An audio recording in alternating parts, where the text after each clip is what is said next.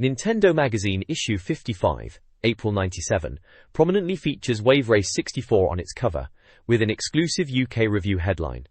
The magazine showcases the Nintendo, N64, Super Nintendo and Game Boy logos. A large advertisement promises 24 pages of awesome previews, highlighting Doom 64, FIFA 64, KI Gold, WARGODS, Blast Corps, and Mortal Kombat 4. A competition offers the chance to win N64 plus Mario, and a free Shadows of the Empire inside. 3.2 PAGE Tips book is also included. The magazine cost £2.50. This page is a simple and to-the-point advert for the Nintendo 64. It's got the tagline "Sold Out" at the top, playing on the fact that everyone was trying to get their hands on an N64, and stock was probably a bit tight back then. Then it just reassures you that you needn't have a single worry, because they are rushing more N64 reinforcements to shops near you due to the unprecedented demand. Bit dramatic language for selling a games console, but it was a big deal at the time. Everyone wanted one. And of course it ends with the "Get Into It" slogan and the big N64 logo. Standard stuff for a console launch, really. Nintendo Magazine's April 1997 issue showcased the early days of the Nintendo 64. Wave Race 64, the cover star, received a prominent review alongside titles like Mini 4-Wheel Drive and Bomberman B-Damon. The magazine also featured a Nintendo Tips Center, with guides for games such as Pilot Wings 64 and Super Metroid. 64 Plays offered playtests of Doom 64, Blast Corps, and King of Pro Baseball. Previews included FIFA 64, War Gods, and Killer Instinct Gold. Additional sections covered a Konami football game, Star Wars, letters, competitions, and a next month preview. A free Star Wars, Shadows of the Empire tips book was included. The UK experienced Mario madness with the Nintendo 64 launch, selling out everywhere. Shops across the country were plastered with "Sold Out" stamps. From Cardiff to London, stock vanished quickly. Early morning rushes and pre-orders were key to getting a console. Mario Kart 64, Mario 64, and other games like Turok, Dinosaur Hunter and Shadows of the Empire were highly sought after, but often unavailable. Major retailers like HMV, Virgin Megastore, and Dixon's saw consoles sell out in minutes. Queues and general chaos were common, demonstrating the intense demand for the N64. The launch was a frenzy, leaving many gamers disappointed. The Nintendo 64 launched in the UK with a splash, highlighted by a launch event at Riverside Studios featuring Chris Evans and a Mario impersonator. The event was a celebration, with attendees including celebrities. Nintendo predicted over 400,000 consoles sold by year-end, with initial sales figures impressive. 20,000 units sold on launch day, exceeding the Sega Saturn's sales over 4 months. They boasted that launch day sales outpaced the PlayStation's initial sales by 31 days. Hardware sales generated over £500,000. International sales were also strong, with Japan selling 300,000 in the first weekend and a total of 2 million, while the US saw 1.7 million sales in the first weekend and a total of 2.1 million, with worldwide sales reaching 6 million. Photos of excited customers and in-store game challenges completed the launch coverage. This article from the late 90s covers 2 major gaming news stories. First, Mortal Kombat 4 is announced, boasting a transition to 3D graphics. The arcade version is slated for mid-year, with an N64 conversion by year's end. Returning characters like Raiden and Scorpion are highlighted. Second, Nintendo unveils games for the 64DD add-on. The big news is a Mario title, potentially featuring characters reminiscent of Super Mario Bros. 2. Other titles include Mother 3, Earthbound 64, Mario RPG 2, Fire Emblem 64, and SimCity 64. The article also speculates about a potential Zelda title for the 64DD, while showcasing images from the anticipated Mother 3. This page previews Mortal Kombat 4, highlighting its new 3D graphics and showcasing Scorpion. It also features Turok, Dinosaur Hunter for the N64, emphasizing its graphic violence and pushing a contradictory "Save the Dinosaurs" message amidst descriptions of intense combat. The review praises the game's graphics for the time. Other news includes Nintendo dropping the N64 price in Japan. A humorous fact about Johnny Cage's name meaning gracious and honorable is also presented. Finally, there's a brief mention of Mother 3, its rogues, and Mortal Kombat 3. The main focus remains on MK4 and Turok. The N64 is getting a wave of arcade conversions. Dead or Alive, a 3D fighter, promises familiar fighting game tropes. Maximum Force, an Atari light gun shooter, aims for an Area 51 feel with terrorist hordes. San Francisco Rush, another Atari title, offers a bonkers racer with rooftop jumps and sewer shortcuts. Meanwhile, the Game Boy is buzzing with the Tamagotchi craze, a virtual pet sensation from Japan. The UK release is anticipated for July. Other news includes Acclaim's Turok release, dubbed Turok Tuesday, and delayed N64 releases in France. Wayne Gretzky's 3D hockey is succeeding in the US. Finally, Ocean is releasing a budget line of Game Boy games, including titles like Desert Strike and Worms, at a low price. This page is a bit cheeky in it. It's an advert for Miss Pac-Man, done up like a wanted poster for Valentine's Day. They're really pushing the innuendo with phrases like, petite blonde seeks willing playmates, and possess well-developed joystick control. It's all a bit nudge-nudge wink-wink, but it's promoting Miss Pac-Man for the Super Nintendo and Game Boy. It's playing on the whole idea of arcade conversions that were mentioned on the previous page, bringing a classic arcade game onto home consoles. She's all mouth, is their tagline, which is, well, accurate for Pac-Man games. It's a bit of a suggestive way to sell a game, even for the late 90s. But it's certainly memorable. Miss Pac-Man, another retro classic making a comeback. Can't go wrong with a bit of Pac-Man action, really. Clay Fighter Extreme for the N64, slated for a mid-1997 release, is hyped as a 3D beat-em-up. The game boasts a 64 MB cartridge, once considered massive. The plot involves Dr. Kiln, clay fighters, and the Claymorphosis liquid, with players battling on a plane headed to Claymodo. The game features crazy characters, like Sumo Santa and Hobocop, with clay parts flying off during attacks, and situation hits, triggering animations. The touted innovations include dynamic backgrounds that move vertically with special moves, and allow characters to be thrown into different areas. The screenshots show the typical messy and goofy clay fighter style, promising a unique fighting experience. The article reviews the N64's peripheral offerings, including cables, memory cards, and the SFX64 game adapter, allowing play of Japanese games. USA Direct reports on F-Zero for N64, 20% complete and due in early '98. Midway's X-Files covers Robotron X, a remake of the PlayStation and arcade classic. The N64 US release schedule details game releases from March to June '97, including Blast Corps, Doom 64, and Star Fox 64. The 64DD disk drive is still planned for Japan. Zelda Cometh confirms Ocarina of Time is coming on cartridge before a 64DD version. Rumors reveals Rare's Donkey Kong 64 is in development, with Yoshi's Island 64 delayed, and Capcom working on several games. The US Top 5 chart from February 1997 is also included. Enix's upcoming N64 game, Go Go Troublemakers, stars Marina, a house-cleaning robot, who sets out to rescue her creator, Professor Gumball, on the planet Nendor. The game features 2D platforming with bright visuals and item-based combat. A UK release is considered likely. The article also contrasts Rare's early days with their upcoming N64 title, Blast Corps. From their humble beginnings with Jetpack, developed by 2 people in 3 weeks, Rare has grown into a major studio. Finally, Nintendo is taking legal action against the Taiwanese chipmaker, Winbond Electronics, for producing chips used in game-copying devices like the Game Doctor 64. These devices allow users to copy N64 games, with the article warning of potential damage to the console. This page showcases an advert for Konami's International Superstar Soccer. It's playing on the classic England vs Germany football rivalry, harking back to the '66 World Cup final, where we, England, beat them 4-2. Then it mentions Euro '96, where Germany turned the tables and thumped us 54. Still stings a bit, that one. The advert then poses a what-if scenario for May 1997, with question marks for the scores, suggesting you can rewrite football history in their new game. It's clever, playing on national pride, and that footballing frustration we all feel when we lose to the Germans. They're pushing 2 versions, it seems, International Superstar Soccer Pro, and International Superstar Soccer 64, for the PlayStation and the N64 respectively. So you can take your pick, depending on your console of choice.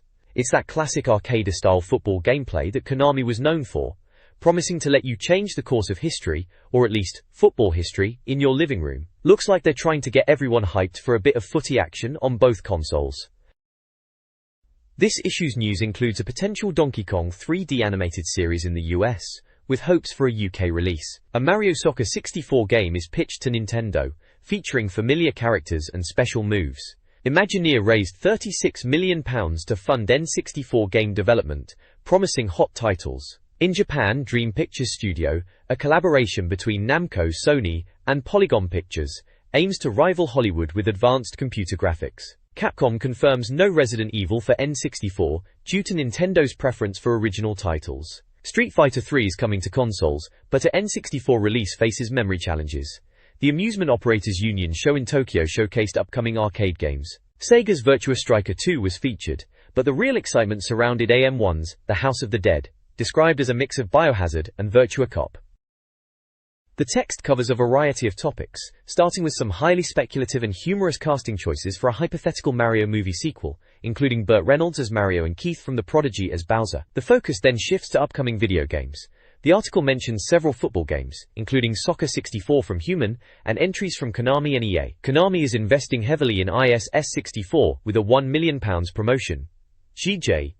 Other games showcased include Namco's Tekken 3, and the odd Armadillo Racing. Konami's Hang Pilot, a hang gliding simulator, and Taito's train driving game are also discussed. SNK's Samurai Spirits 64, their first 3D fighter on the N64, also makes an appearance. Finally, the article provides the Japanese release schedule for the N64, and the top 5 games for February 1997, with Nintendo titles dominating the charts. This page features a few news snippets. First, it highlights pocket-sized arcade games like Miniature Space Invaders and Pac-Man, priced at 1,000 yen. Then, a Nintendo quiz challenges readers with trivia, promising answers on page 17. Nuclear Reaction announces Duke Nukem 64 for late 97, developed by Eurocom and aiming for a Christmas release, promising improved features. Finally, Circus introduces Infogrames Space Circus, an N64 game where a rocket dog rescues circus acts, slated for a Christmas release. Sidebars show PC screenshots of Duke Nukem 64. This review section from a Nintendo magazine features a quirky team of reviewers. The crew includes editor David Upchurch, and various editors and writers, each with unique personalities and gaming preferences. They reviewed several N64 and SNES games.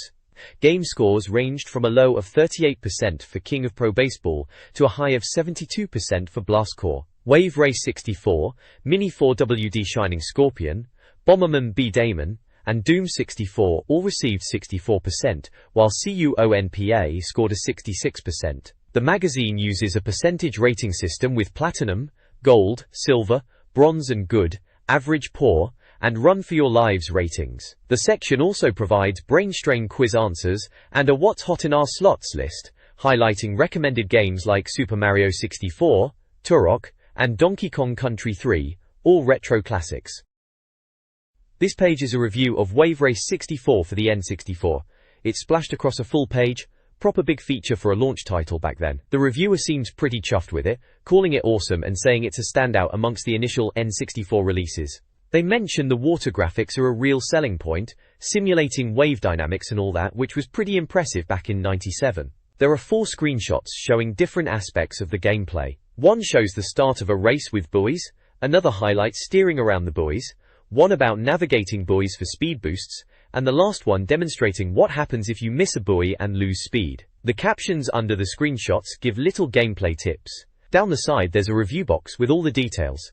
It's by Nintendo Magazine, priced at £54.99, which was standard RRP for a new N64 game, and released on June 24, 1997. They list the game type as racing game, 12 players, competitive multiplayer, cart size 64 meg, battery backup yes, and custom memory pack. Standard stuff for the time really. Overall, it looks like a solid if not spectacular review, focusing on the novelty of the water physics and the visual appeal. It's a decent launch title to show off what the N64 could do, even if it's not rewriting the rulebook, just good, solid fun on water.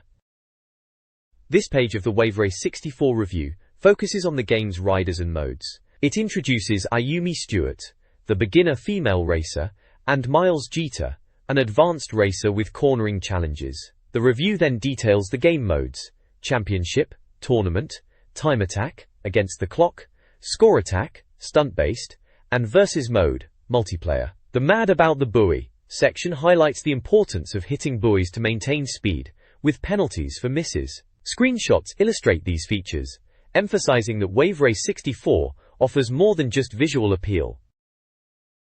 Wave Race 64's courses are the focus here, with 8 tracks to master in the championship mode. Starting with the beginner-friendly Dolphin Park and Sunny Beach, the difficulty ramps up. Sunset Bay introduces visibility challenges, while Drake Lake offers countryside turns. Marine Fortress is described as a thrill with large waves and a helicopter. Port Blue provides strategic choices with 2 paths. Each course overview includes screenshots and track maps with records. The review highlights the variety and escalating difficulty of the courses, common for games of the time. A speed boost tip at the start is also mentioned.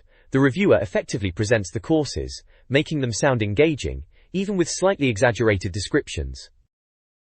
This page dives into Wave Race 64, and it's a character profile section, not a track review like the last page. We get the lowdown on 2 of the riders, Ryota Hayami and David Mariner. Ryota Hayami is the young'un, apparently only 18 and from Japan. They call him the baby of the group, and his stats are pretty average across the board, making him a good all-rounder and beginner choice. Bless him, he only gets 30 yen pocket money a week. Poor lad needs to win some races. Then there's David Mariner, hailing from the USA and a bit older at 32. They paint him as the heavier set bloke, bit of a fisherman's pie enthusiast. His stats are interesting.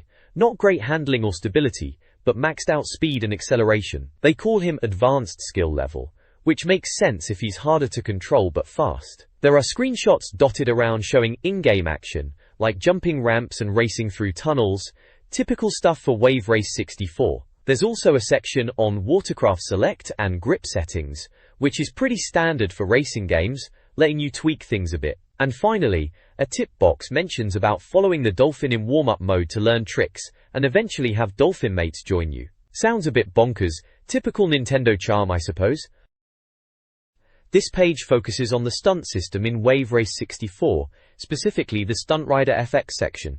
It details various tricks for scoring points, including the vertical flip, barrel roll, handstand and backwards stunts, each accompanied by screenshots. Below the stunts are mini-reviews of 3 courses: Twilight City, Glacier Coast, and Southern Island. Each review includes course records, best times, and advancement point requirements. The courses offer diverse environments, with Southern Island highlighted as the most challenging, featuring a pirate boat jump. Overall, the page highlights the game's blend of water racing, stunts, and challenging course design.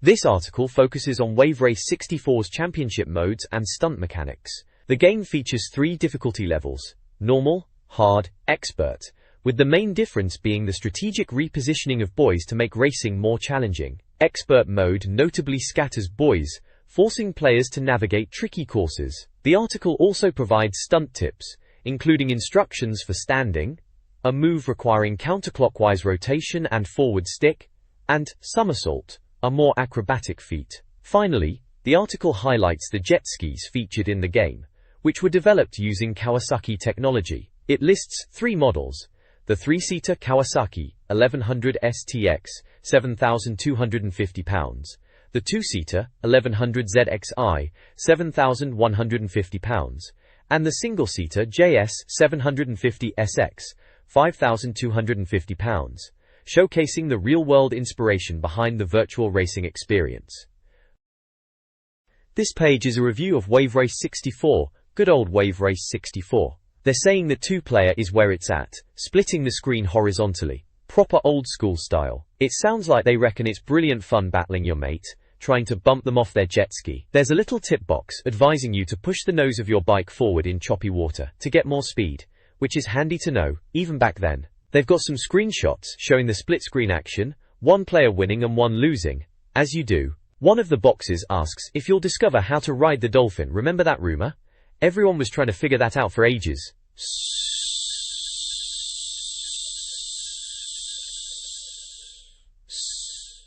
Simon Clays reckons it's the most amazing game he's ever seen, mainly going on about the water effects and how it feels to play, proper immersive stuff for the time. David Upchurch agrees, praising the wave effects too, and reckons it's got serious replayability, calling it a must-buy. They've got these breakdown and interest rating tables, doesn't really tell you much, but the scores are pretty high.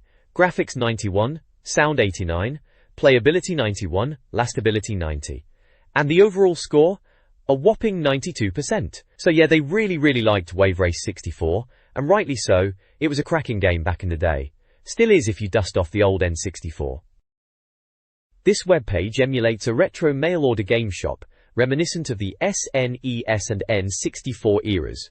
It advertises popular SNES titles like Super Mario Kart and Donkey Kong Country 2, alongside Game Boy games. The primary focus is the N64, with a big deal bundle including Super Mario 64 and a second controller. The page also lists N64 games, such as FIFA 64 and Mario Kart 64, plus SNES classics like Doom and F-Zero. Accessories like joysticks are also available. The page design, with its game listings and a classic mail-order form, evokes nostalgia for the era of circling desired items and mailing in a check to complete a purchase. Doom 64 is coming to the Nintendo 64. This isn't just a simple port, it boasts a new engine, redesigned enemies and over 30 new levels. The intro features real-time gameplay, unlike some games' FMV cutscenes. Players can expect to encounter classic monsters, including the Cyber Demon, and the first level is shaped like the Doom logo. Developed by Midway, instead of id Software, the game's US release is slated for April 1997. It's a single-player 3D shooter, with no multiplayer. The game utilizes a 64 meg cart and supports saves via memory pack. The game is presented as a significant release, as it brings the iconic Doom experience to the N64. Doom 64 aims to be a fresh, scary experience, with a focus on atmospheric sound design, reminiscent of the BBC Radiophonics Workshop, known for their work on Doctor Who. The game features a variety of weapons, including a potent rocket launcher, a new laser weapon that shreds enemies, and the classic double-barreled shotgun. The article emphasizes the game's difficulty, with levels designed by Midway. The early levels quickly introduce challenging enemies, escalating from demons to cacodemons, and culminating in Hell Knights. The developers highlight the increased difficulty, promising a tough experience for players, and showcasing intense gameplay through screenshots. Doom 64 promises to up the ante in scares and challenge for the N64.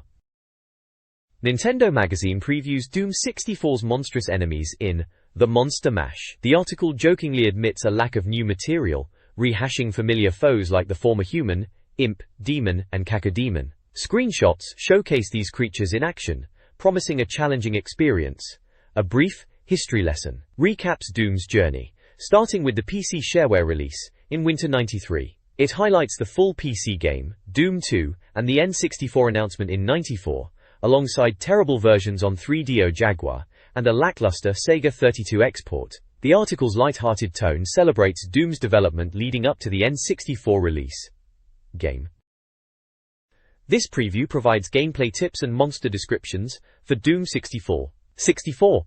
Play highlights switch puzzles, including one where players must trigger a floor collapse to find a new path. The monstrous enemies include the Pain Elemental, Mancubus, Arachnotron, Hell Knight, Baron of Hell, and the Cyber Demon, all familiar faces from previous Doom titles. Further level design guidance is given for rooms with rising floors, collapsing columns, and switch-activated block sequences. The preview also includes a Doom timeline, tracing the franchise's history from Super NES and PlayStation ports through Final Doom on PC and PlayStation, the Saturn version, and culminating with Doom 64 in spring '97. The text notes this release as potentially the end of the saga. This page delves deeper into Doom 64, picking up where the last page left off. It kicks off by giving a bit of history about id Software, the original creators of Doom, mentioning their roots with Wolfenstein 3D, and how Doom's engine was reused for games like Heretic and Hexen, all from Raven Software. Apparently these were just fantasy reskins of Doom, according to the mag. Then it jumps to the Quake generation, talking about how Quake was the big thing last year, hailed as the best multiplayer experience you could buy. They reckon the Quake engine is powering Hexen 2, and both Quake and Hexen are heading to the N64. There's a bit about key developers leaving id to form Ion Storm, and whispers about id's next big 3D project. Always rumors flying about back then, weren't there? Finally, there's a section called the Doom Lexicon, which explains some of the power-ups in Doom 64. It goes through Supercharge for health boosts, Berserk, which turns you into a fist-fighting machine, and Invulnerability when the screen goes all blurry, making you unstoppable for a bit. Standard Doom power-up fare really, but always good fun. The screenshots show off some in-game action, BFG blasts, imps throwing fireballs, and a beefy demon getting peppered with a Gatling gun. Level 5. Tech Center is mentioned as the level shown in the map screenshot. All pretty standard Doom stuff, looking a bit sharper on the N64, naturally. This magazine page reviews Doom 64, highlighting its features. It praises the Berserk power-up for rocket-powered fists and the well-balanced weapon selection, including classics like the shotgun, BFG 9000, and a new laser cannon. Stephen Fulljames calls Doom 64 the ultimate evolution of Doom, praising the improved 3D engine, while Dave McComb agrees, emphasizing the game's atmospheric hellish experience and best-ever version status. They discuss specific levels like cat and mouse. Review boxes rate graphics as a refreshed version of the classic style, sound as atmospheric with limited music, playability as good with the 3D stick, and lastability as top-notch. The overall verdict deems Doom 64 a classic, though perhaps showing its age, suggesting players seeking next-generation action might prefer Turok. Blast Corps on the N64 was a unique game developed by Rare, blending puzzle and shoot-'em-up elements. The objective involved clearing a path for runaway nuclear missiles using various heavy vehicles to demolish obstacles. The preview highlights the game's innovative nature and suggests it was difficult to categorize but potentially another Rare triumph. The game was initially released in the US and Japan, and was a single-player experience, utilizing a 64 MB cartridge with battery backup. Screenshots depict gameplay involving demolishing buildings with vehicles, with the goal of protecting a carrier from the impending threat. The preview suggests a fun, brain-teasing experience with a Tonka toy vibe. This page continues with the Blast Corps preview from the last page, giving us more details about the stage management in the game. Apparently there are 60 levels in total, so that's plenty to keep you busy smashing things up. They mention you start with a standard vehicle, but typical of Rare, there are more to find hidden within the levels. These radiation dispersal units are mentioned. Sounds a bit dramatic, doesn't it? And they're meant to guide your vehicles and have other purposes too, keeping things a bit cryptic as usual. The screenshots show the game in action. You can see the in-game display and mission objectives. One example says, carrier locked on course. Solution, clear path to ground zero. Seems like a straightforward enough objective. There's also a text box claiming Blast Corps are leaders in heavy-duty demolition through skill and cutting-edge technology. A bit much perhaps, but it is a game about causing mayhem with big vehicles. It's a Rare game on the N64, so you know it's likely to be a quality title, probably with a bit of their usual quirkiness. Another page in official Nintendo magazine keeping us in the loop back then. This article focuses on the Blast Corps level Carrick Point, emphasizing the importance of achieving high scores, commendations, and completing all objectives to unlock secrets. The walkthrough details the level's gameplay, starting on a train and involving clearing a carrier path using dynamite and a bulldozer. The bulldozer is highlighted as a favorite vehicle for its destructive capabilities, and the dump truck is praised for its power-sliding maneuverability. The article also previews the game's vehicle variety, mentioning 18 different vehicles, ranging from conventional to mad. This vehicle diversity is a key selling point, reinforcing the game's chaotic and destructive nature, fitting with the game's style on the N64. This page dives into the bonus stages and vehicles of Blast Corps. Half of the game's 60 levels are bonus stages, accessed by finding hidden communication points in main levels. The highlights include the JBOMB, a rocket pack-equipped robot suit used to demolish buildings with aerial attacks, and the A-Team van, a nod to the classic TV show. Screenshots depict the JBOMB wreaking havoc, and the A-Team van in action, accompanied by classic Blast Corps chaos captions. The review emphasizes the game's core gameplay, smashing things up with a variety of unique vehicles. This page delves further into Blast Corps, looking at the bonus levels which they've cheekily called Bonus Bonanza. It mentions that these bonus games are a bit different from the main levels but still involve the same kind of destructive tasks. They give examples like races and collecting RDUs as a homage to Pac-Man in a dumper truck while avoiding ghostly JCBs. Sounds a bit bonkers, even for Blast Corps. Apparently there are 6 bonus levels specific to the J-Bomb suit which they describe as Pilot Wings-esque. There's a section called Save Our Shuttle, which seems to be about another incentive to keep playing after getting gold commendations on every level. To unlock the final level, you need to find 6 hidden scientists in the game. Collecting them all means the missile carrier gets replaced by an incoming space shuttle for the final mission. Clever, I suppose.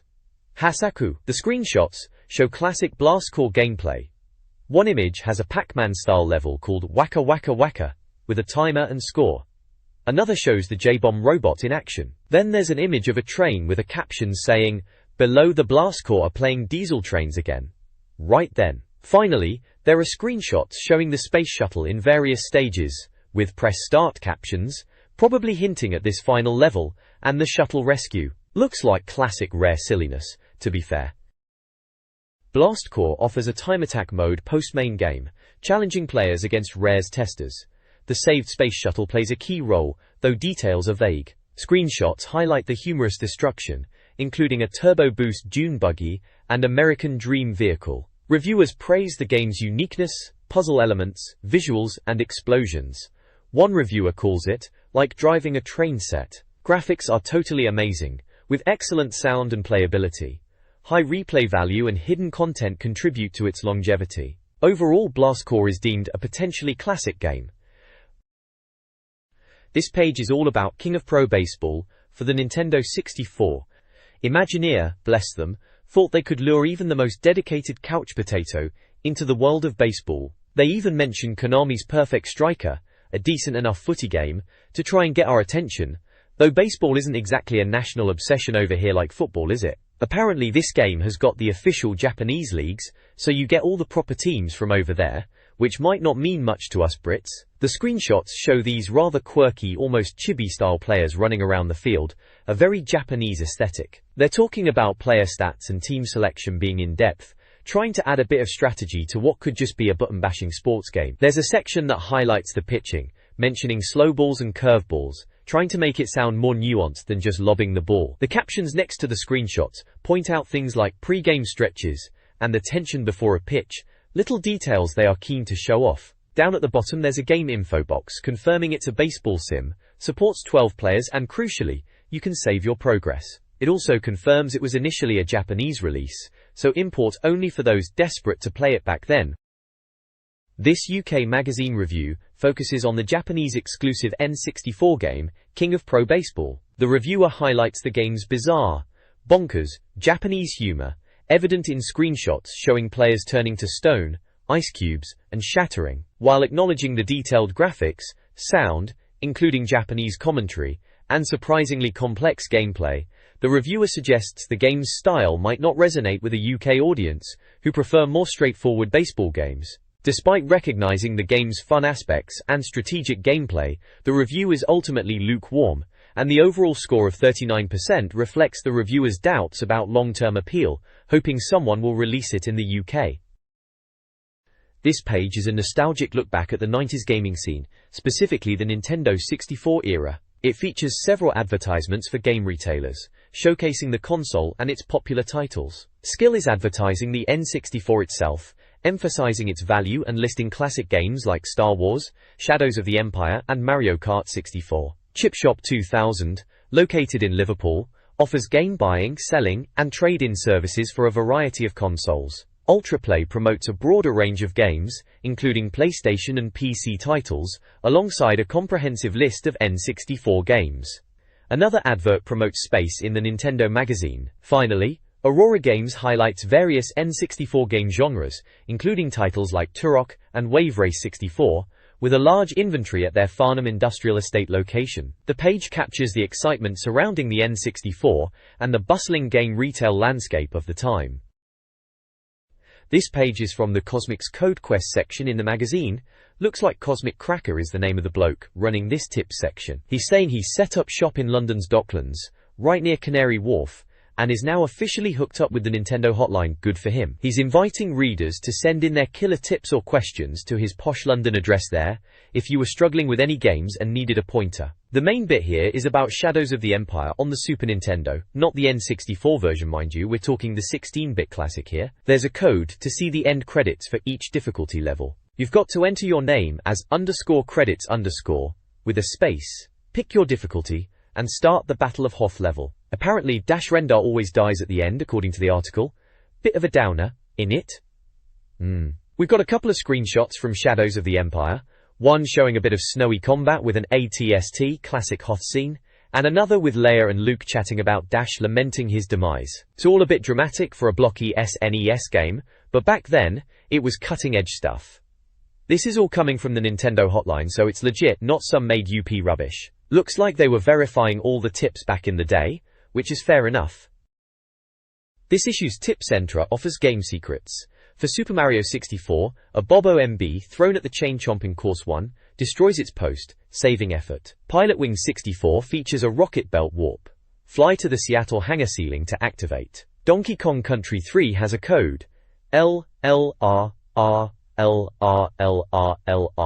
followed by color at the game select screen, for changing the Kong's colors. A music trick on the game over screen lets you play instruments. All tips are verified by the Nintendo hotline. Page 43 of the Tips Centra offers a collection of classic cheat codes. For Super Nintendo, players could find level skip passcodes for Lost Vikings 2 and cheat menu codes for Ultimate Mortal Kombat 3, including cool stuff and a sound test. Game Boy fans were covered too. King of Fighters 95 offered codes to play as bosses, including Nakaruru. World Heroes 2 Jets also provided boss access and a gameplay speed-up code. All tips were supposedly verified by the Nintendo hotline. The Nintendo Tips Center provides classic game advice. This particular page offers cheat codes and solutions for several SNES and Game Boy games. For Cybernator, it details a cheat to double continues.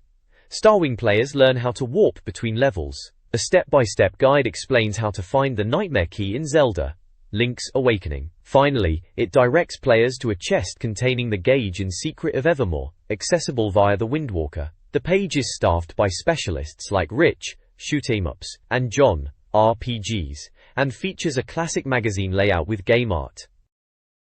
This Nintendo Tips Center page covers beat-em-ups and platform games. Grape provides a Street Fighter Alpha 2 tip, explaining how to perform Ryu's uppercut, forward medium punch, and a Killer Instinct tip for B Orchid's fatality, back forward quick punch. Rich tackles platform games. He explains how to find the Blue Switch Palace in Super Mario World, Forest of Illusion 2, and offers a solution for the final red coins in Yoshi's Island's Touch Fuzzy Get Dizzy level, involving a log, a secret area, a chomp rock, and a beanstalk. The page concludes with the Help Me Hotliners section, offering contact information for readers to submit their questions to the Nintendo hotline. This is a guide for beginners in Pilot Wing 64, focusing on the beginner courses. The first tip covers the hang glider on Holiday Island, advising players to use thermals, manage speed, and land on the bullseye. Next, the rocket belt on the same island instructs players to hit a balloon, turn around, and land gently. The gyrocopter course, also on Holiday Island, guides players to fly through rings, maintain altitude, and land on the runway. These tips are verified by the Nintendo hotline, and the guide originally appeared in an official UK Nintendo magazine. This page is all about choosing your pilot in Pilot Wing 64, and getting to grips with the hang glider, which, let's be honest, can be a bit tricky at first. They've got the lowdown on the 3 pairs of pilots, Lark and Kiwi, who are the lightweights, good for nippy turns in tight spots, like weaving through rings of balloons. Then there's Goose and Ibis, who are the all-rounders, apparently decent at most things including rocket belt and skydiving events, which is fair enough, you want someone reliable for those. Finally there's Hawk and Robin, the heavyweights. Apparently if you put them on a hang glider they drop like a stone, their words not mine. Hawk gets a mention for liking bonus games like jumble hopping, which is a bit random but alright. Warrington Newthorkus. There's a box out called Hang Glider Help, giving a tip on landing, saying if you want to slow down without losing too much height, you should just tap the A or B buttons repeatedly. They say it's handy when you're coming in to land, and yeah, it probably is. Sometimes you do come in a bit hot on those landings in Pilot Wings. Below this are a bunch of screenshots, probably showing off this technique, with scores displayed, looking like a perfect 100-point score, so someone's clearly showing off their skills. It's all about getting perfect scores back then, wasn't it? Good times, good times. This guide provides tips for Pilot Wing 64's hang glider and rocket belt events. For hang glider class of point 1, use Goose or Ibis at Everfrost Island. Head for the thermal, climb to 100 meters, and aim for the chimney smoke with 6 shots before pulling right. Glide to the landing zone at 35 km per hour and 38 meters, flaring out for the bullseye. Hang glider class A.2 also uses Goose or Ibis at Everfrost Island. Push the nose down through the first rings, then avoid a cliff and rock face. Climb to 95 meters and flare out at the landing pad. For Rocket Belt Classer Point 1 in little states, use Goose or Lark. Fly through 9 rings in order, using overhead view for vertical spinning rings. Time your descent, and don't crash. This guide offers tips for Pilot Wing 64's, Rocket Belt, and Gyrocopter challenges. Rocket Belt Class A.2 requires precise landings on pads and a final landing in the zone, using the overhead view for guidance. Gyrocopter Class A.1 involves navigating 15 spinning rings on Crescent Island within a time limit, with specific ring-by-ring instructions, including using landmarks like catamarans. Gyrocopter Class A.2 demands eliminating 3 targets with missiles in little states before landing, emphasizing early targeting for time management and a perfect landing. This article provides tips for 2 hang glider Class B1 challenges in Pilot Wing 64, both set on Crescent Island. The first challenge focuses on altitude and landing. Players should utilize thermals to reach 400 meters within 2.5 minutes, banking left, right, and left again to find them. The article advises on specific altitude targets within these thermals, and recommends lowering altitude to 315 meters, and slowing to 40 kilometers per hour before landing, aiming for the bullseye. The second challenge requires taking photos of a whale and a fountain. Start by finding the whale, and then move on to the fountain. After capturing the photos, use thermals to climb and position the hang glider before landing. The article emphasizes using first-person view for the photos, and provides screenshots to help players. This page continues the Pilot Wing 64 guide, focusing on another hang glider challenge, this time Class B3 on Crescent Island. Looks like we're still playing as Goose or Ibis. This one is all about precision landing within a 3-minute time limit. The guide lays out a pretty specific flight path. You start by banking left and heading towards a thermal, though they do say it's not much use because you start so high up, cheeky. Then it's over the mountain, towards the beach. Seems like you then break right and dive towards the industrial complex to take some photos, probably those photo challenges they love chucking in. After that, break left again and hunt for a small thermal near the landing zone to get some height back up to 95 meters. Then it's a right bank to line up for the landing zone, flare out at 26 kilometers per hour and 38 meters height, and finally land inside that inner white line. They even give you a speed and height target, bless 'em. There are a bunch of screenshots showing the different stages of the flight, compass directions, and timers, so you can't really go wrong, can you? Right at the bottom there's the classic all tips verified by the Nintendo hotline and the old Nintendo hotline number, and of course the official UK Nintendo magazine logo. Good times, eh? This article details Rocket Belt challenges on Everfrost Island in a Nintendo game, focusing on 3 classes: B.1, B.2, and B3. Players control either Goose or Ibis. Class B. 1 involves popping balloons using hover, prioritizing blue, then orange, and saving those near the landing zone for last. Class B. 2 challenges players to fly through time rings, utilizing the map, identifying activating yellow rings, and maximizing speed and hover techniques, leaving landing zone rings for the end. Class B. 3 features knocking a giant balloon into a goal cylinder, emphasizing alignment, aiming for the center, and avoiding water and cranes. The article offers tips, screenshots, and concludes with the verified by Nintendo hotline seal. This guide covers the gyrocopter challenges in Pilot Wing 64's little states. Class B1 involves navigating rings that appear late on the radar. Fly along the river at 50 meters, 155 kilometers per hour, and use a right brake and left bank for landing. Class B. 2 focuses on target practice. Take out targets outside the valley first, then proceed systematically within. Watch for a landing plane to guide your approach. Class B.3 is a battle with Mechahawk. Use 5 missiles within 2.5 minutes, dodging boulders and predicting his movements. Bank right after takeoff and switch to first-person view. Next month, the guide will explore Class P and bonus games. Geecha.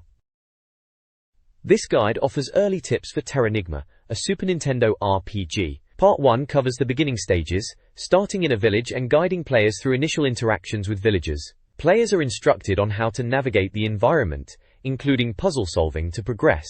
The guide then progresses to the first tower. Players will fight monsters, acquire key items like Magirocks, and ascend through multiple floors. The gameplay loop consists of killing enemies, collecting items, and advancing to higher levels, culminating in an encounter with a spirit. This section is designed to introduce new players to the game's mechanics and set the stage for further adventures. This page continues the Terranigma Player's Guide, moving on to Tower 2 and Tower 3. It's a classic late 90s style guide, loads of screenshots, showing you exactly where to go and what to do. Tower 2 seems to be all about puzzles involving statues with red gems and switches. The guide talks you through defeating some red enemies summoned by a guardian. Nothing too taxing, just use the dash attack apparently. Then it's all about pushing statues and hitting switches to open up stairways and paths, collecting Magirocks and spirits along the way. Looks like the typical dungeon crawl stuff you'd expect from a game like this. Tower 3 looks a bit different, back to the overworld map it seems. The guide mentions going back to the village and then heading northeast of Tower 2 after talking to Miller. It's all about restoring the village, implying some progression beyond just dungeon crawling in towers. Overall, it's a solid walkthrough for Terranigma, pretty much holding your hand every step of the way, which was typical for mags back then. If you were stuck, these guides were a lifesaver before the internet really took off, and game FAQs became the go-to. It's a reminder of simpler times, poring over magazine pages to get your gaming tips. This page continues the Terranigma walkthrough, and it looks like we're on to Tower 4 now. Right then, Tower 4, let's see what's in store. It starts with a trip back to the village, top left corner house apparently, for a save and a bit of chat with someone called L about the magic thread. Classic RPG stuff, sending you back and forth across the map. War E. The guide then dives into Tower 4 itself with a series of screenshots. Looks like your standard dungeon affair, navigating corridors, dodging spears, and dealing with those annoying guardian enemies. There's talk of finding a Magirock and an S-bulb, which sounds like your typical item pickups back then. Oh, and a sleepless seal is up for grabs, which protects against sleep spells, always handy. Later on, we're battling cadets, which I assume are mini-bosses or tougher enemies. The guide mentions jump attacks being the way to go, and using dash attacks on red switches. Right at the end, after defeating the cadets and navigating some tightropes, it seems you find a spirit. It's all very step by step, holding your hand all the way through Tower 4. These guides were essential back in the day, weren't they? Before everyone had the internet in their pockets. If you were stuck on a dungeon, these magazine guides were a godsend, even if they did sometimes feel a bit too hand-holdy. Still, good memories of flipping through these pages trying to figure out where to go next. The guide progresses through Terranigma, starting with the Crystal Thread dungeon.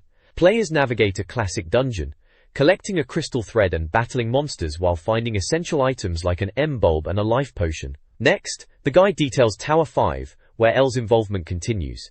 The player faces a guardian enemy and the Shadowkeeper boss. Strategies involve dodging attacks, targeting specific body parts, and utilizing fire spells. After the boss battle, the guide shifts to the overworld, directing players to Evergreen and a blue circle within a forest. The section concludes with a cryptic instruction to interact with a tree. The author expresses excitement for the upcoming challenge, a plant monster. This classic corner section provides Super Metroid tips, addressing common gameplay questions. It explains door mechanics. Blue doors open with any weapon, red require missiles, green need super missiles, yellow need power bombs, and grey doors require enemy clearance or are one-way. It also reveals how to refill energy using a power bomb with specific ammo and energy level requirements. The guide further pinpoints the locations of essential upgrades. The Spacer beam is found in Norfair, after the Brinstar elevator, while the Ice beam is also in Norfair, requiring a tricky platforming sequence. Finally, it explains the bouncing monkey things as a wall jump tutorial, crucial for navigating the game and a precursor to advanced techniques like speedrunning. This guide is helpful for both new and returning players. Warrenjar. This guide offers tips for Super Metroid, covering various challenges. To defeat Phantoon, use super missiles when solid, and target his eye. Use regular lasers on his flames for items, and switch beams if needed. Obtain the grappling beam by backtracking through Norfair, using power bombs and speed booster. Access Meridia by using power bombs on the glass tube. Crocomire is defeated by shooting his open mouth, avoiding spikes. Dragon in Meridia requires navigating quicksand using speed booster and grappling beam, and exploiting an illusion to avoid floor spikes. Grey pirates in Norfair are vulnerable when bouncing. Blast them with missiles. For Mother Brain's second form, target the brain area with missiles, endure the energy-draining beam, then continue blasting until victory. The guide aimed to help players without internet access. Scorelord's challenges are being extended another month due to a perceived lack of skill from the players. The current issue highlights top performers: Darren Burkett's Donkey Kong Country 3 record, Jamie Johnson and Richard Harrison's flawless Killer Instinct run, and Peter Robertson's Super Mario Kart victory. Tips are provided for photographing TV screens to document challenge completion. To participate, players must mail their results, along with a photo, name, and address to Scorelord by March 28, 1997. Winning entries will be featured in the magazine, reminiscing about the pre-internet era of gaming challenges. This page screams late 90s nostalgia, doesn't it? It's a full-page advert trying to get you to subscribe to Nintendo magazine. For the princely sum of £30 for a year's sub, they're dangling a free tenner HMV voucher in front of you, which back then wasn't bad, especially if you were already buying games from HMV. And to sweeten the deal, you get entered into a draw to win an N64 console, which at the time was the HE console to have. Apparently, HMV are bragging about being the UK's top dog for games, mentioning that Chris Evans' bloke opened their Level 1 games department on Oxford Street back in '93, making it the world's biggest. Bit of self-promotion going on there. Hey, to enter the N64 draw, you have to answer a couple of simple questions in the coupon. First one is about who opened that HMV games department: Chris Evans, Chris Tarrant, or Chris de Berg. Take your pick. Second question is about the street where the world's biggest games department is: Bond Street, Quality Street, or Oxford Street. Not exactly brain teasers, are they? Then there's a tiebreaker line to finish. HMV is the 8E store for gamers because bet they got some creative answers for that one. You just need to fill in the coupon with your details, payment info, and send it off. Mario's lurking down in the corner, probably telling you to get subscribing. It's all very straightforward, typical magazine subscription push really. Mini 4WD Shining Scorpion is a Super Nintendo game by ASC2Soft, based on the popular Japanese hobby of mini-model car racing. The game combines racing with resource management and RPG elements, requiring players to customize their cars by selecting various parts like chassis, wheels, engines, and gears. Success depends on strategic part selection, not just blindly buying everything. Players can consult Professor Tsuchiya, an in-game expert, for advice on customization. The game features a town map for navigating to races and shops. While niche, it appears to be a detailed simulation of the minicar racing hobby, potentially appealing to fans of the model car culture. This Super Nintendo review critiques Mini 4WD Shining Scorpion, a game based on a popular Japanese trend. Players don't directly control the cars during races. Instead, the focus is on preparation and car customization to compete in tournaments. The game was a massive hit in Japan, outselling Donkey Kong Country 3. However, the review notes the game's Japanese text and lack of driving gameplay could hinder its appeal outside of Japan. Screenshots show race results and town scenes, highlighting its Japanese aesthetic. The review's scores are low, with graphics and playability scoring 50%, sound a meager 38%, and lastability 53%. The reviewer concludes the game is a niche product for fans of management sims, ultimately giving it an overall score of 50% and suggesting it's not a must-buy. Alol. This review praises Bomberman Beat'em for the Super Nintendo, a game based on a popular Japanese toy craze. Unlike traditional Bomberman, players fire marbles from characters like Donkey Kong, Diddy Kong, and Bomberman himself, aiming to knock over opponents. Power-ups, such as speed boosts and bomb enhancements, add strategic depth. The single bomb per level mechanic encourages careful planning. The game offers competitive multiplayer for up to 4 players and is a puzzle game. The review notes its availability only in Japan at the time. With a 16 MB cartridge and battery backup for saves, it presents a unique and potentially engaging twist on the Bomberman formula, particularly for fans of the Beat'em toys. Rally. Bomberman Beat'em on the SNES deviates from the classic formula with a new 4-player battle mode, Under Pressure, allowing full-screen movement. Players score points by hitting opponents. Customization options are limited. The review suggests the single-player mode can be challenging, while multiplayer remains enjoyable despite the change. Graphics are dated, sound is cute but unremarkable, and playability suffers due to single-player restrictions. The game features a step-by-step tutorial. Overall, the reviewer gives a 71%, calling it a disappointment, despite the potentially fun multiplayer. It's implied this could be the last SNES Bomberman game. Q-Onpa, originally intended for the N64, ended up on the Super Nintendo. This puzzle game features a single-player mode, a downgrade from the planned 4-player experience. The SNES version boasts 100 levels and 10 skill levels across numerous boards. Players roll a colored cube on a board, matching panels to clear them. The game includes various panel types, suggesting strategic gameplay.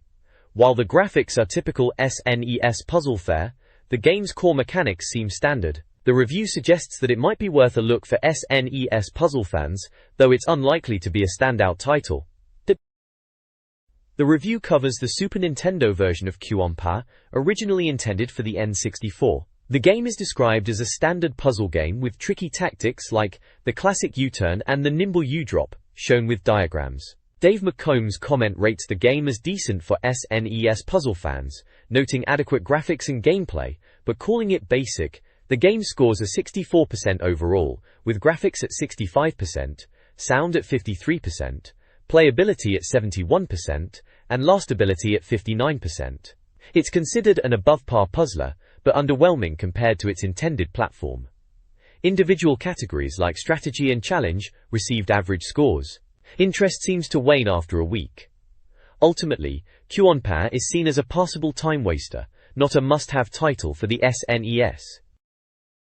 This page is a special feature, all about Konami and their football games. Seems Nintendo magazine sent one of their chaps, a bloke called Sean White who's apparently their resident football fanatic, all the way to Japan. Fancy that, an all-expenses trip to the land of the rising sun to interview the Major A development team. Sounds a bit dramatic, doesn't it? Anyway, apparently it was a big deal as it was the first time Konami had ever granted an interview to a Western magazine. The focus is on their new N64 football game, which is called J-League Perfect Striker in Japan, but they were going to call it International Superstar Soccer 64 over here in the UK. Rightly so. As everyone knows, the International Superstar Soccer games on the Super Nintendo were top-notch, especially Deluxe. The article bangs on about how these Konami guys only work on football games and have built up a good reputation. It mentions they've just finished J-League Perfect Striker, which is to be International Superstar Soccer 64 for the UK, and that Nintendo magazine got to interview 4 of the team members. It's all about getting the inside scoop on this new footy game for the N64, which, given their SNES pedigree,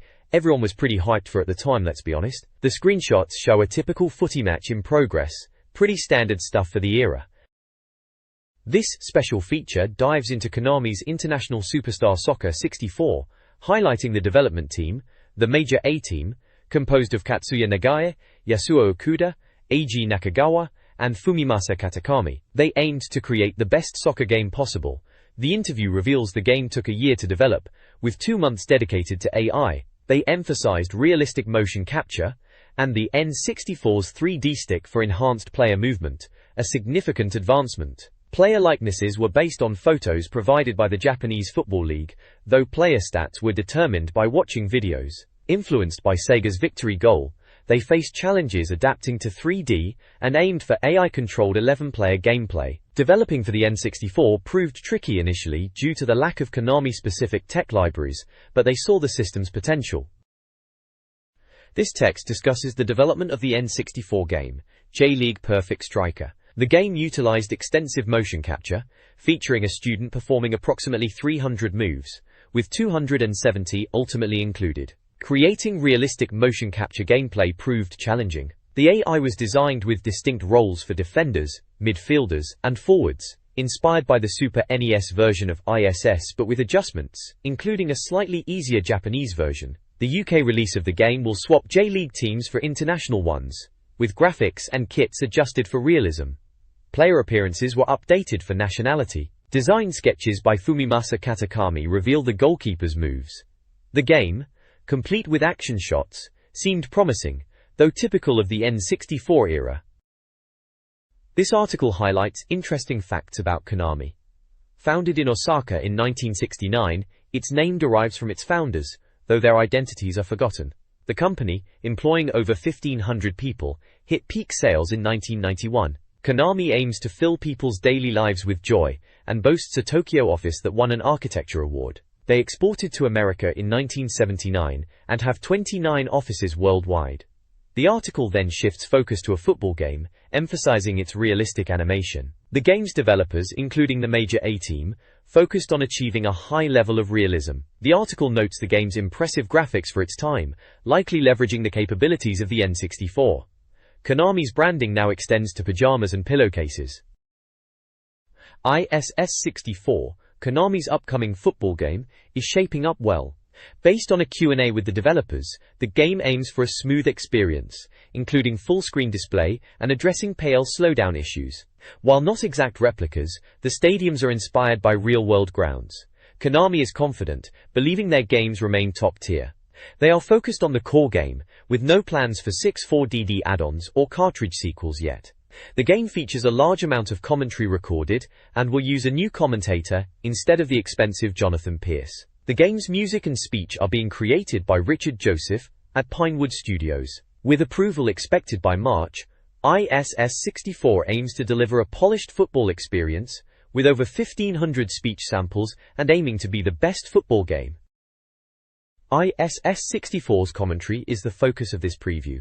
The game boasts dynamic commentary that increases in excitement from normal voice to very excited during key moments. Gavin Robertson, an actor known for Thunderbird's FAB, provides the voice work, a cost-effective strategy. The commentary is written by Aki Saito and Steve Merritt, featuring numerous scenarios to avoid repetition. The game includes classic terrace chants, such as, "Come and have a go if you think you're hard enough," and team-specific songs. A humorous Italian accent is featured, along with a showcase of the game's polygon models, considered impressive for the N64 era. The developers are prioritizing atmosphere and realism through detailed commentary and player models.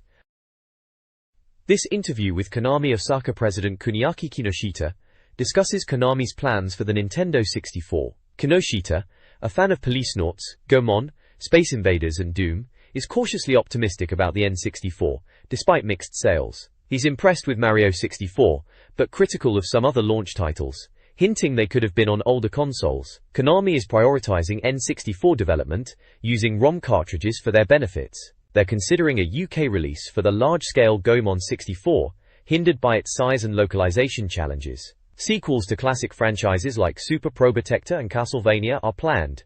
Kinoshita expresses interest in a racing game like GTI Club for the N64. The article includes screenshots of Goemon 5 and other potential N64 titles. This feature speculates on Konami's N64 lineup, built on an interview with their Osaka president. Expectations were high, with strong predictions for Castlevania 64 and Contra 64, while Track and Field 64 received less enthusiasm. Konami's 1997 was hyped as their year. Screenshots of powerful Pro Baseball 64 and Goemon 5 were shown, with concerns over a UK release for the baseball game. The interview highlighted Konami's focus on quality, with Mr. Kinoshita praising their neatly made games. He acknowledged Mario 64's impact but criticized some early N64 titles. Kinoshita believed in simple, fun gameplay and sought a new Konami character. He responded to Nintendo's claim that nobody could match Mario 64, expressing confidence in Konami's ability to compete. He also discussed the 6.4DD, emphasizing reasonable pricing and the potential for two-way games, while warning against prioritizing graphics over gameplay. This page discusses the 1997 special edition re-releases of the original Star Wars trilogy in cinemas. The article hypes the films, calling them the greatest space fantasy movies of all time. It emphasizes Star Wars' revitalizing effect on Hollywood in 1977, with its simple good versus evil story, offering escapism after the Vietnam War. The re-releases feature updated scenes, including those cut from the originals, and enhanced special effects from Industrial Light and Magic. The article promotes the release dates: Star Wars, March 21st, Empire Strikes Back, April 11th, and Return of the Jedi, April 25th. Classic imagery of Luke, Han, Leia, and Darth Vader is used to build anticipation for the cinematic return. This article presents 10 interesting facts about the Star Wars saga. Initially, David Lynch was considered to direct Return of the Jedi. R2-D2 makes a cameo in Close Encounters of the Third Kind. The Sand People's attack sound was originally recorded using Vagrants. Boba Fett actor Jeremy Bulloch also played an Imperial Guard. Wedge Antilles, Dennis Lawson, appeared in all 3 original films. Filming Return of the Jedi used the fake title, Blue Harvest, to maintain secrecy. Luke shouts, "Carry!" in the first film. Return of the Jedi was almost titled, Revenge of the Jedi. The Sarlacc pit guards' names come from The Day the Earth Stood Still. Finally, the saga's original title was The Wills, not Star Wars. This review examines budget re-releases of classic Star Wars games for the Super NES. Super Star Wars, priced at £19.99, is lauded for its graphics, music, and faithful recreation of the first film, earning an 82%. Despite some frustrating level design, it's considered a good purchase. Warrington Nom. Super Empire Strikes Back, covering the second film's events, features mixed gameplay styles, and takes some creative liberties with the source material. At £34.99, it's a pricier option, scoring 78%. Both games offer retro Star Wars action at reasonable prices for the time. This review highlights Super Return of the Jedi for SNES and Game Boy. The SNES version receives a lukewarm 70%, deemed the weakest in the trilogy, but still recommended for Star Wars fans at £34.99. It allows character selection from the start, including Leia, Luke, and Chewbacca. The Game Boy version scores a 77%, offering a similar experience with platforming and flying levels. It's considered a bargain at £19.99 for Game Boy Pocket owners, but original Game Boy users are advised to be cautious. A competition is included, offering a Dave Stormtrooper helmet as a prize for correctly answering a trivia question. A picture caption humorously points out the game's movie adaptation. This text features a section from a magazine, starting with Seal's Mailbag. A reader named Lee Chamberlain complains about high N64 game prices, particularly Turok at £70, and considers importing games. Seal acknowledges the price issue, referencing high import costs of the past, like Mario Kart 64 at £150. Next, Money presents Daniel S. Reed's outlandish suggestions for funding an N64, including selling organs, impersonating his father, and selling siblings. Seal humorously acknowledges the dubious advice. Finally, the text includes reader artwork. One piece, Seal Gretzky, depicts Seal in hockey gear with the editor tied to a goal. The other is a vibrant Mario-themed image, showcasing various Nintendo characters, celebrating on an N64 console, reflecting the excitement surrounding the console's launch.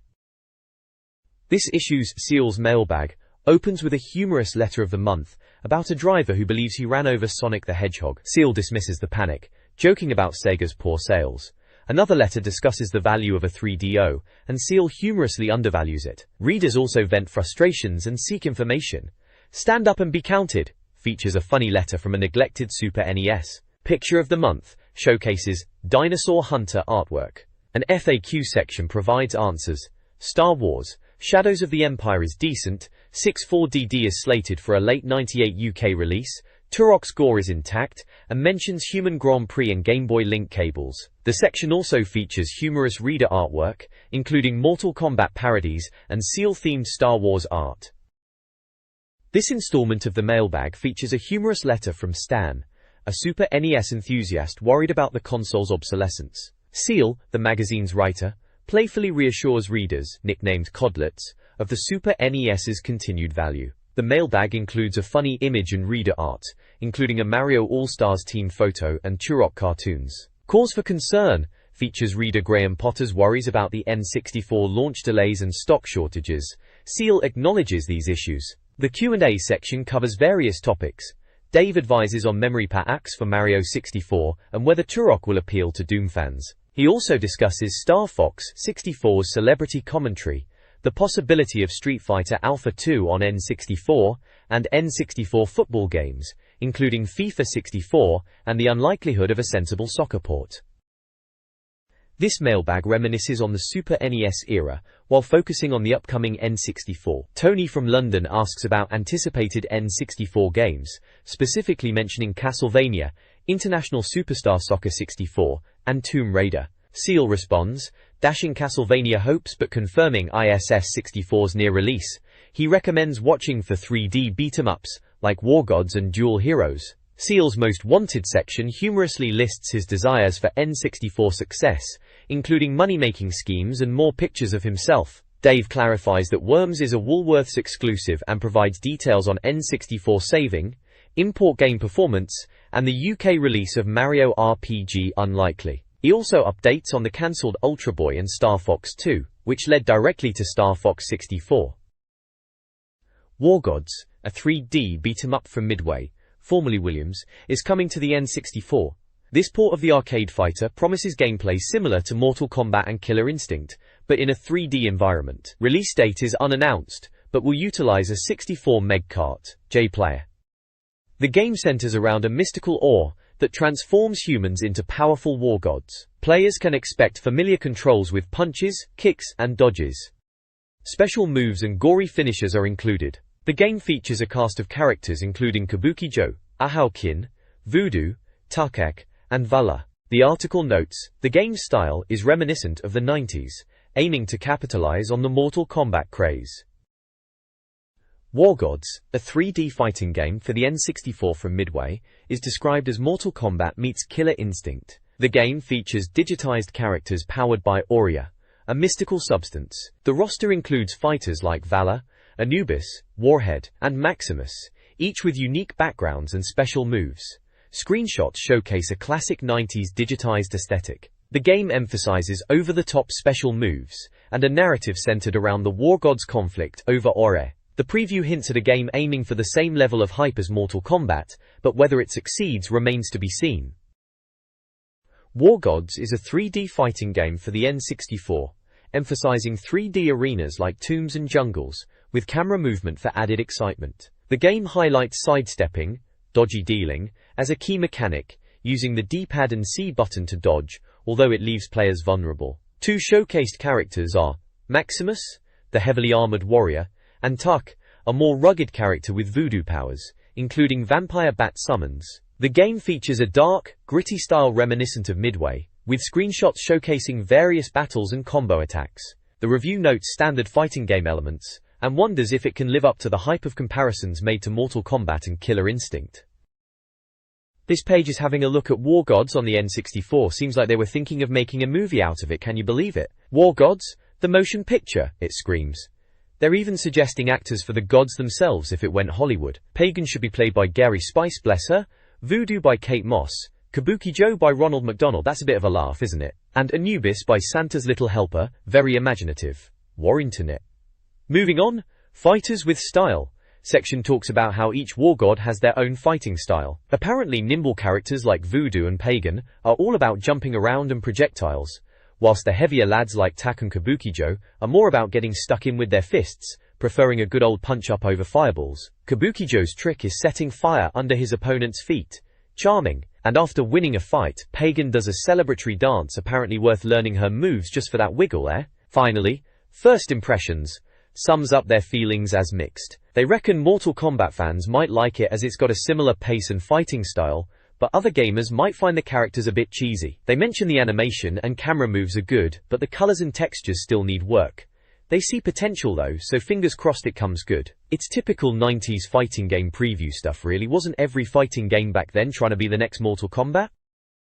FIFA 64, EA's entry into the 64-bit football game market, is touted as a competitor to Konami's offering. The review highlights the game's popularity, emphasizing its Premier League team licensing. Set for a late March '97 release, the game boasts a large 64 meg cartridge. While visually impressive with features like direction arrows for free kicks and a goalkeeper's view, the gameplay is questioned, drawing comparisons to the disappointing FIFA 97 on PlayStation. The review also mentions the inclusion of European First Division teams and international teams from England, France, Germany, Italy, and the USA. Screenshots showcase team management and sideline cam features, with the reviewers employing some dry humor, poking fun at a boring match and referee behavior. This page is all about FIFA 64, EA's attempt to dominate the N64 football pitch. They're really pushing the commentary, saying they've signed up Des Lynam, John Motson and Andy Gray, which is a pretty decent lineup for the time, to be fair. Apparently, they've gone all out with motion capture, getting Newcastle's very own David Ginola in to do all the attacking moves, while some other blokes in Vancouver did the defending, which sounds a bit backwards if you ask me. They're claiming Ginola even mastered the art of playing dead when defenders get close. The screenshots show off different camera angles like shoulder cam and sideline cam, trying to make it look all dramatic. They're also banging on about action replays, so you can relive every glorious volley as if there'll be that many in an N64 footy game. There's some of that classic footy commentary text too, like Cockney boys getting a 30 win. It's all sounding quite promising, especially if they've actually fixed the gameplay issues mentioned on the last page, and moved on from the dodgy FIFA 97 on the PlayStation. FIFA 64's preview highlights new tactical depth. The controls are refined, allowing weaker teams to compete, with adjustable difficulty settings for all skill levels. Experienced players can increase the challenge. Talking Tactics emphasizes pre-game strategy, with team management options impacting performance. Team management allows for lineup adjustments, player positioning tweaks, and overall team strategy choices like defensive or attacking formations, including a long ball game. 6 team formations are available, including options with sweepers and wingbacks. The preview includes gameplay sketches and screenshots, showcasing physical challenges and halftime scores. The game aims to be more than just basic gameplay, focusing on strategic elements. This is a preview of FIFA 64 for the N64, highlighting features and first impressions. The game scraps separate penalty shootouts, integrating them after extra time, a decision likely influenced by Gareth Southgate's missed penalty. It boasts 8 camera angles, including a FIFA 64 cam and picture-in-picture functionality, along with a new radar, though it might take some getting used to. Initial impressions are mixed.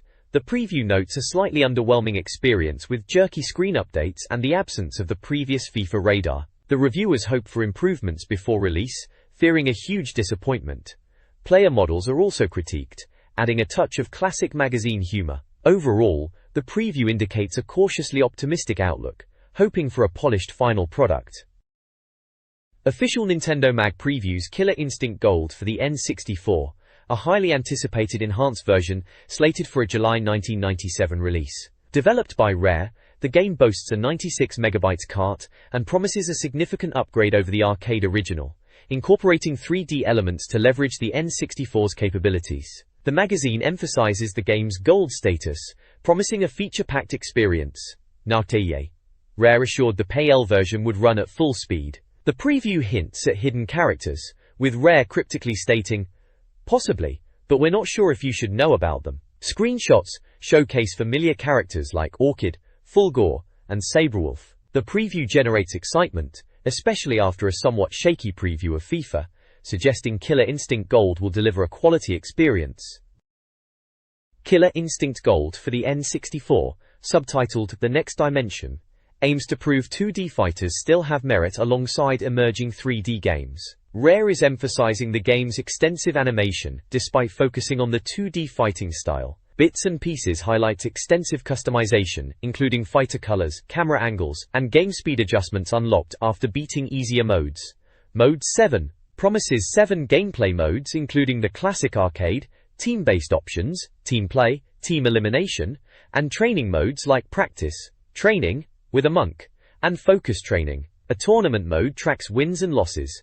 Screenshots feature familiar characters like Tusk, Maya, Fulgore, and others, with diverse 3D backgrounds. The developers appear to be aiming for a packed experience.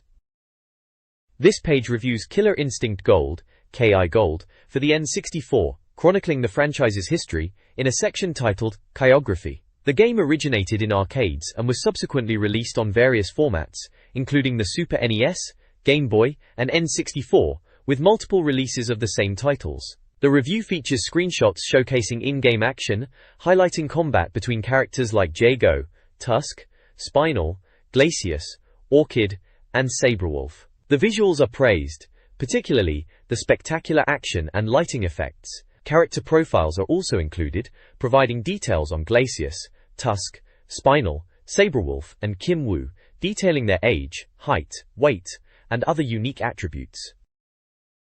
This review highlights Killer Instinct Gold, showcasing various aspects of the game.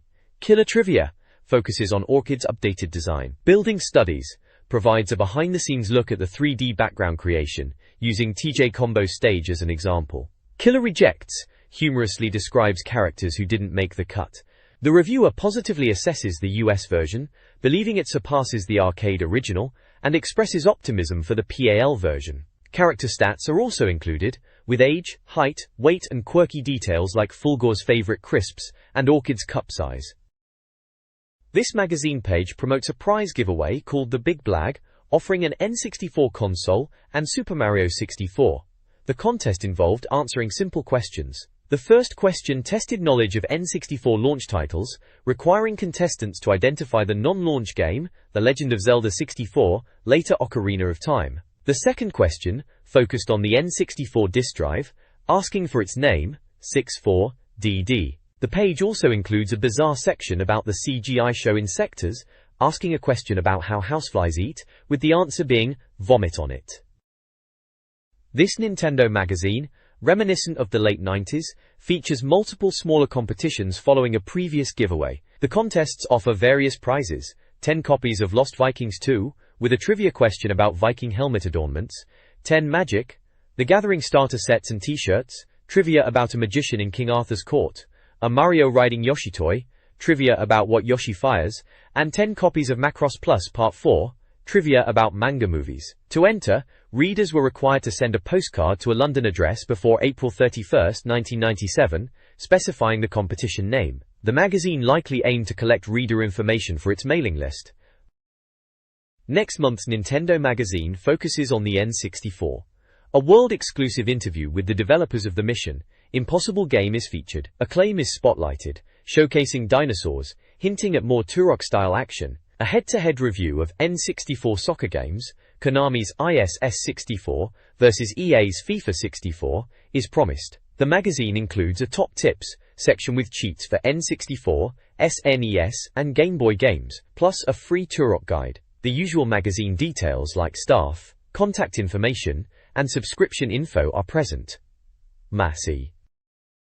This page is a blast from the past, isn't it? It's a full-page advert for the Game Boy Pocket. Remember those? Seriously distracting, it says, and blimey, weren't they just? The advert's got this dog looking forlornly at its empty food bowl, completely ignored because someone's hands are glued to a Game Boy Pocket playing Tetris. Classic. £49.99 it was, for something slim, stylish, 30% smaller than the brick we had before. It played all the existing Game Boy games, naturally. Good bit of kit in its day, even with all the shiny N64 stuff starting to appear. Perfect for a quick game on the go. Simple and to the point advert, really. This page then is hitting us right in the nostalgia bone in it.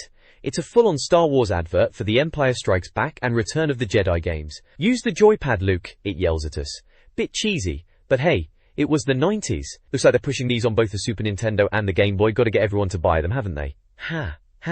They're throwing around review quotes, naturally. Non-stop action, attention to detail, Mode 7 sequences, all the buzzwords you'd expect for a SNES game back then. Apparently it's a superb rollercoaster of a game. NMS magazine gave it 92%, and some place called SNES Force gave it 95%. George Lucas himself is even supposedly proud. Blimey. It's all a bit much, but they were trying to shift copies. You've got the classic movie poster artwork with Luke, Han, Leia, Chewie, Vader, looming in the background, the full works, and at the bottom it's Woolworths flogging them. Remember Woolies? Good times. So yeah, just a big advert for some Star Wars games reminding us to spend our pocket money.